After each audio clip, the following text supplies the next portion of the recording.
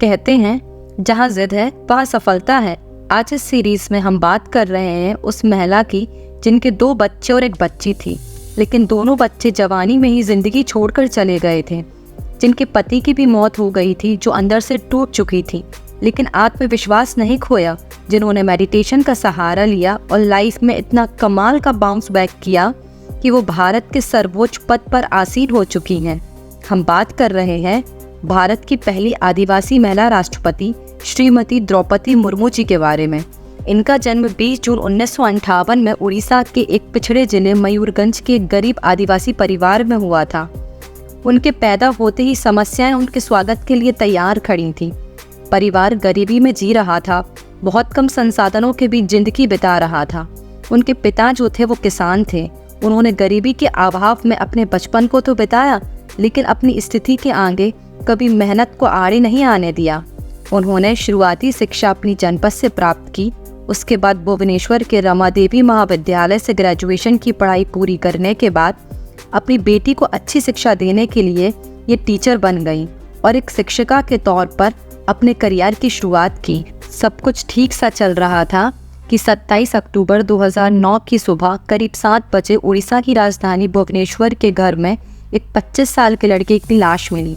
घर वाले अस्पताल ले गए, शायद इस उम्मीद से कि कोई चमत्कार हो जाए, लेकिन डॉक्टर्स ने कहा जान जा चुकी है। ये लड़का कोई और नहीं, श्रीमती द्रौपदी मुर्मू जी के बेटे लक्ष्मण मुर्मू थे। फिर 2013 में 4 साल बाद उनके दूसरे बेटे की भी रोड एक्सीडेंट में जान चली गई। अपने दोनों जवान बेटे की मौत से द्रौपदी मुर्मू जी उबरी ही नहीं थी कि उनके पति श्याम चरण जी की भी 2014 में हार्ट अटैक से जान चली गई। श्याम चरण जी बैंक में जॉब करते थे। अब द्रौपदी मुर्मू जी की फैमिली में उनकी बेटी इतिश्री मुर्मू है, वो भी बैंक में जॉब करती हैं। द्रौपदी मुर्मू जी जो है अंदर से टूट चुकी थी। उनकी ज़िंदगी में इतना सब कुछ इतने जल्दी इतने कम समय के अंतराल में हो गया था। फिर उन्होंने अध्यात्म का सहारा लिया। वो राजस्थान के माउंट आबू में ब्रह्म कुमारी संस्थान में जाने लगी। कई दिनों तक मेडिटेशन किया, तनाव कम करने की कोशिश करने लगी। उन्होंने राजयोग भी सीखा और अपने आप को ताकतवर बनाने लगी। कहने का मतलब यह है कि हालात चाहे जितने विपरीत हो जाए, आपको पहाड़ की तरह बनना है और उनसे ऊपर उठना है।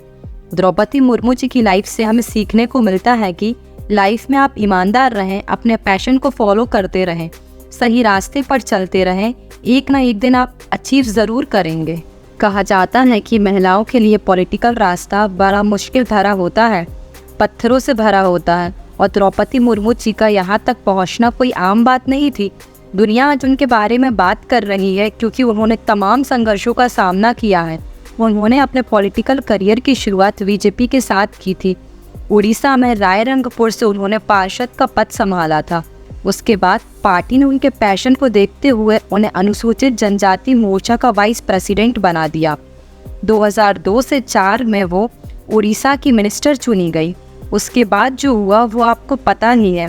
उनकी पर्सनल लाइफ में उथल पुथल मची थी। वो मेडिटेशन का सहारा ले रही थी, अध्यात्म के रास्ते पर थी, एक नए जीवन की शुरुआत कर चुकी थी। इसके बाद उन्हें 2015 से 2021 तक झारखंड का राज्यपाल चुन लिया गया और 2022 में अब वो भारत की पहली आदिवासी महिला राष्ट्रपति चुनी जा चुकी हैं।